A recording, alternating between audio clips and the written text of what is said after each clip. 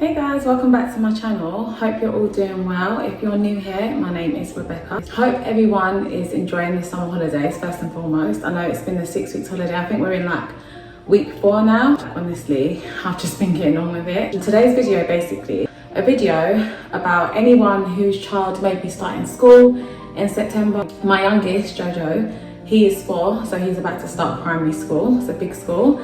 And I'm very excited about that. I feel like I've been counting down the days forever. Well, so because he has the speech delay, it's been recommended for him to have an EHCP plan when he goes into school. So it's basically an educational healthcare plan and it's tailored to your child's needs. So his main need, I would say, is speech. So he's delayed in his speech. I basically just wanted to make this video because when Jamel was starting school, obviously I didn't know what to expect. It was my first child. Obviously now he's going into year 2, so I had a lot more experience and stuff. So I'm not as anxious for Joel to start school, but I just want to make sure that certain things are in place. And I know that obviously this might help someone else or whoever's in like a similar position. So it could help anyone, not just people who have additional needs. If you want to hear any tips about how to make your child settle into school, then yeah, carry on. First tip that I'll give you is that when your child is about to start school, first of all, when it comes to school uniform, I remember one mum said to me the other day that she's like, actually it was my cousin, yeah, her son's also I think about to start primary school, and she said that she spent like hundreds of pounds or something like that on uniform. That is not needed at all. Like obviously I understand when your child's first starting, you might want them to have like the latest kickers, Just Do It bag, all of that kind of stuff, but trust me, when it comes to children, they mess their clothes and shoes up so quickly, and buying them the most expensive shoes is honestly not worth it. I remember when Jamal started school, I bought him some expensive kickers, and within a week they were like battered, honestly, because children, they play football, they run up and down, they just do whatever, and they don't have that concept in their head that like these shoes are expensive, so of course they're just going to do whatever with them. So yes, you can buy your child like obviously good shoes. Even just getting your child maybe a pair of Nike trainers or Adidas trainers is just fine, because I'm telling you that they're not going to last long. So yeah, make sure you've got some nice comfortable shoes that are affordable, because you're probably going to have to keep getting more pairs.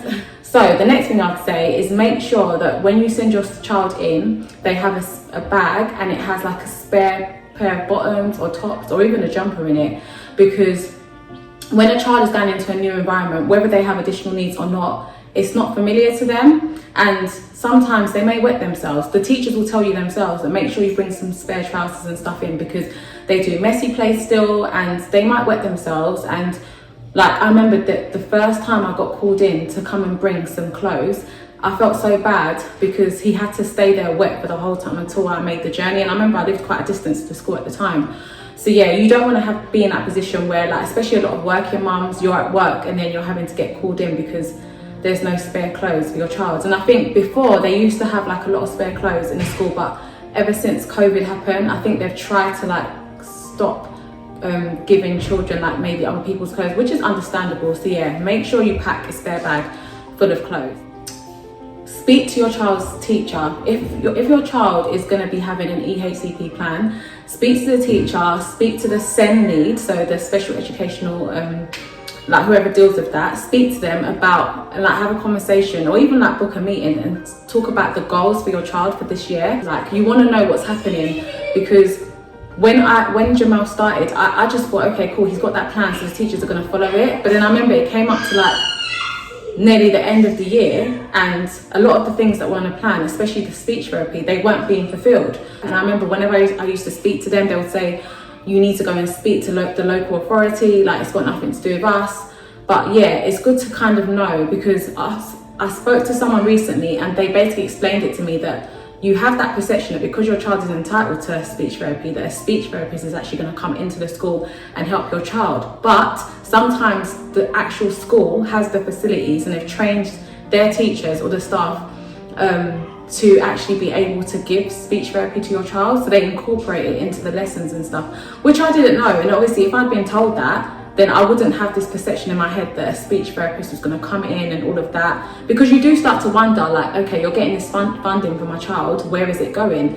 And by all means, like, you're entitled to know. So yeah, make sure you go through the goals, find out where it is that they're going to be doing with your child, find out what the targets are for your child as well, whether it's being able to say or spell their name, learn the alphabet, whatever. Obviously every child is going to be different, every child is developing differently. So yeah, just find out what the goals are, because even though they go to school Monday to Friday, you want to also be able to help them when they come home. If your child isn't aware, like you don't feel like they're aware that they're about to go into school, start to get them ready. So like I remember with me, I took my oldest son to the school, like outside of the school. We walked around and I said, this is going to be your new school. At the time, I don't think he understood, but I just wanted to get him used to that environment, going around the school, because it can be quite anxious for some children. They might be coming from a whole different, like a private nursery, and then going into like a mainstream school. Sometimes also you can speak to the child's, you can speak to the teachers of the school,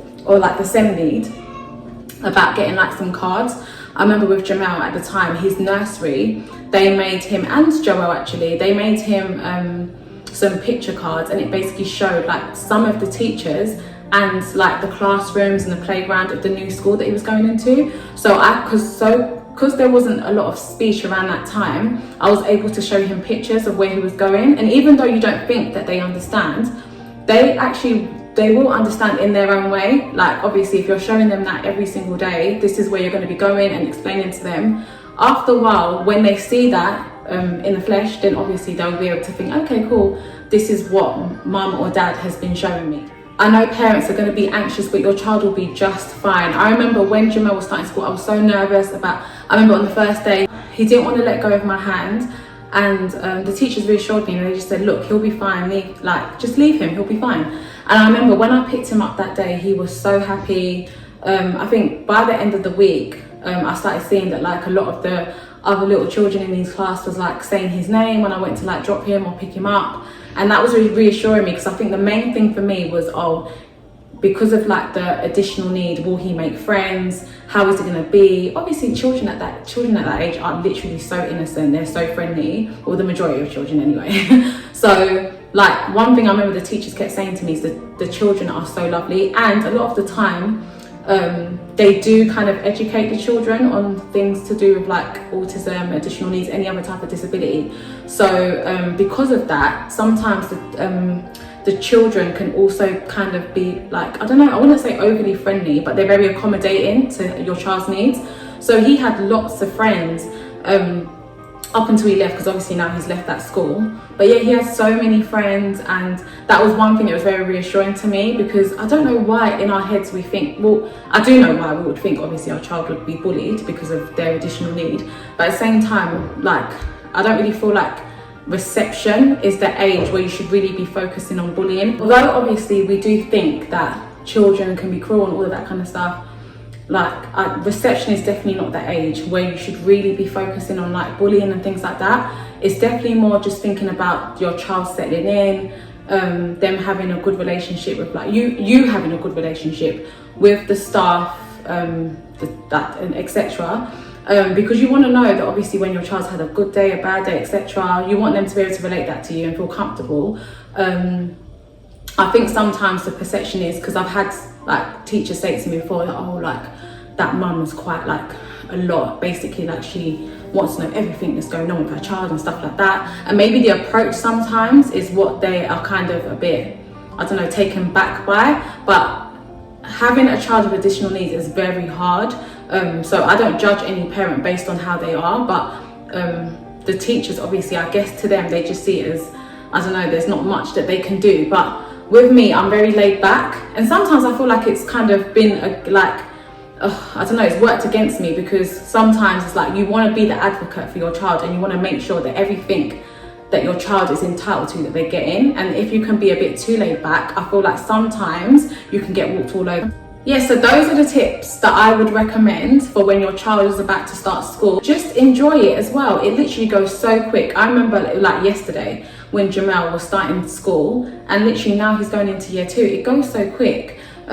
Before you know it, we start in secondary school. So before you know it, it'll be September and they'll be starting school. Make sure you take loads of pictures as well, so you have their memories to show your child, for yourself, etc. It's just lovely. It's a lovely time. I'm sure you'll be fine. I'm sure they'll be fine, and they'll settle in just fine. Just make sure that if you follow them tips, you'll be fine. And I'm sure that there's a lot more. If anyone else has a child who's starting school or has started school already, and you have any more tips for us, because obviously now Joel is also starting school as well, but he's different from Jamel, so I can't treat his experience like Jamel. Let us know in the comments below. We can all help each other. I'm open to obviously hearing other suggestions. I hope you guys enjoyed this video.